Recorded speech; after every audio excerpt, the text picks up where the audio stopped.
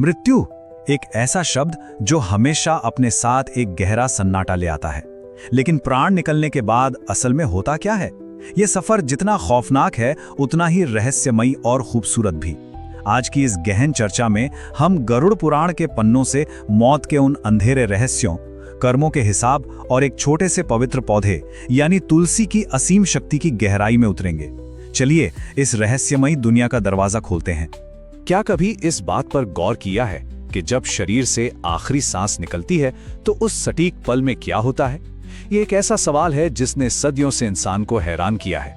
लेकिन हमारे प्राचीन हिंदू ग्रंथों को अगर सिर्फ कहानियों के नजरिए से ना देखकर मृत्यु के बाद के जीवन की एक सटीक मार्गदर्शिका की तरह देखा जाए तो चीजें पूरी तरह बदल जाती हैं। और यही सबसे अहम मार्गदर्शिका हमें मिलती है गरुड़ पुराण में।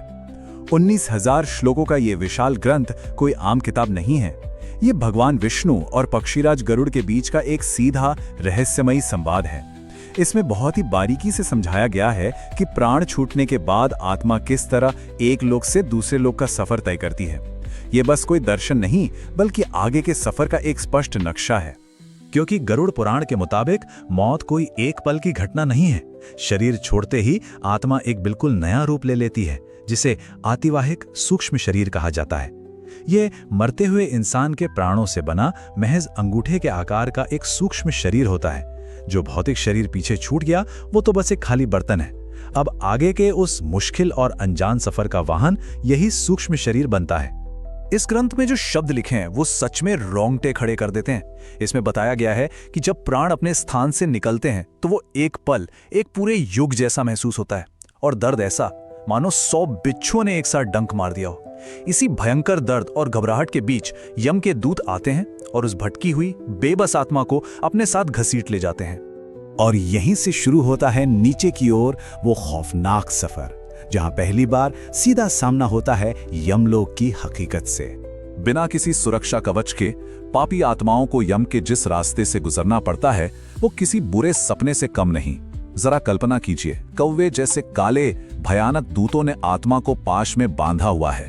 तपती हुई रेत का वो अंतहीन रास्ता जहां दूर दूर तक कोई छांव नहीं है, खून जमा देने वाली ठंडी हवाएं और ऐसे जंगल जिनके पत्ते तलवार की तरह तेज हैं।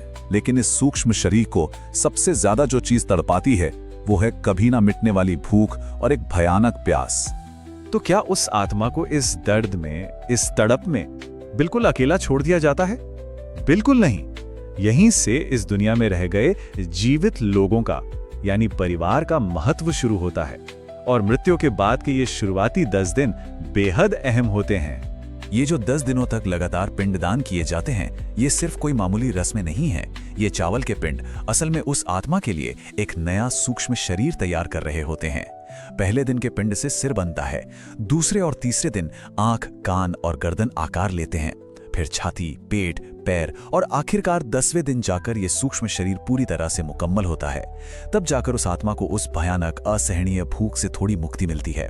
इसी पूरी प्रक्रिया का एक बहुत बड़ा और शक्तिशाली हिस्सा है अंत्येष्टि, यानी अग्नि का वो पवित्र संस्कार जो आत्मा को आगे के सफर के लिए तैयार करता है। दाह संस्कार सिर्फ एक मृत शरीर को विदा करने का तरीका नहीं है, बल्कि यह एक बहुत ही गहरा आध्यात्मिक विज्ञान है। शरीर के 9 छिद्रों में सोने के छोटे छोटे टुकड़े रखे जाते हैं ताकि प्राण निकलने के रास्तों को पवित्र करके सील किया जा सके। और शमशान की जो अग्नि होती है, क्रियाव्याध अग्नि, उसे सिर्फ आग नहीं माना जाता, उसकी बाकायदा एक रक्षक के रूप में पूजा की जाती है जो उस आत्मा को सुरक्षित रूप से ऊपर के लोकों तक ले जाने का काम करती है। दाह संस्कार के बाद जब परिवार वाले घर लौटते हैं तो उन्हें कुछ बहुत ही कड़े नियमों का पालन करना होता है। सबसे अहम है शमशान की तरफ पलटकर बिल्कुल नहीं देखना। यह असल में दुनियावी मोह को तोड़ने का एक तरीका है ताकि वो मुक्त हो चुकी आत्मा वापस धरती की तरफ ना खींची चली आए। घर के दरवाजे पर कड़वे नीम के पत्ते चबाना, पवित्र गोबर छूना या अग्नि के ऊपर से कदम रखना, ये सब उस शोक की नकारात्मक ऊर्जा को काटने और खुद को वापस जीवन की सच्चाई से जोड़ने के लिए किया जाता है। अब तक का सफर शायद काफी डरावना लगा हो, लेकिन इस पूरे अंधेरे में एक बहुत ही पवित्र रक्षक ढाल बनकर सामने आता है, और वो है तुलसी का पौधा। मृत्यु के इस खौफनाक सफर में ग्रंथों ने तुलसी को एक परम रक्षक माना है। इसे ऐसे समझिए, एक तरफ वो आत्मा है जिसके पास तुलसी का कोई कवच नहीं है, जो यम के दूतों और उस खौफनाक दर्द के सामने पूरी तरह बेबस है, और दूसरी तरफ वो आत्मा है जिसके पास तुलसी की दैवीय कृपा है। यमदूत तो क्या, कोई भी बुरी शक्ति उसके पास फटक भी नहीं सकती। ये छोटा सा पौधा मृत्यु के अंधेरे से निकालकर सीधे भगवान विष्णु के धाम का दरवाजा खोल देता है। नुक्ति की इस पूरी प्रक्रिया में तुलसी की शक्ति वाकई हैरान करने वाली है। मृत्युशैया के पास तुलसी का पौधा रखना ताकि ईश्वरीय कृपा बनी रहे, गंगा जल में मिलाकर तुलसी का पत्ता मुंह में रखना, या फिर चिता की लकड़ियों के साथ तुलसी की लकड़ी रखना ताकि जन्म जन्मांतर के पाप धुल जाएं। और अंतिम संस्कार के बाद घर में तुलसी इसलिए लगाई जाती है ताकि मौत के बाद जो एक भारीपन, एक गहरा शोक घर में रह जाता है, उसे ये पवित्र पौधा अपनी सकारात्मक ऊर्जा से पूरी तरह शुद्ध कर सके। इन सारे कर्मकांडों के पीछे जो असली संदेश छिपा है वो पुनर्जन्म, मुक्ति और हमारे कर्मों के उस अंतहीन चक्र से जुड़ा है जो कभी नहीं रुकता। अगर गहराई से देखा जाए तो गरुड़ पुराण की ये बातें सिर्फ डर पैदा करने के लिए नहीं है, ये इंसानी दुख, परिवार के प्यार और ब्रह्मांड के उस शाश्वत चक्र को दर्शाते हैं। जब एक परिवार टूटते हुए दिल के साथ अपने किसी करीबी के लिए ये कठिन अनुष्ठान कर रहा होता है तो वो असल में उस आत्मा के कर्म यात्रा को आसान बनाने के लिए निस्वार्थ प्रेम और सेवा का अपना आखिरी फर्ज निभा रहा होता है। गरुड़ पुराण का एक बहुत ही गहरा सत्य है। परिवर्तन का यह संसार ही दुखों की जड़ है। जो इसे छोड़ देता है वही सुखी होता है, वरना कभी नहीं।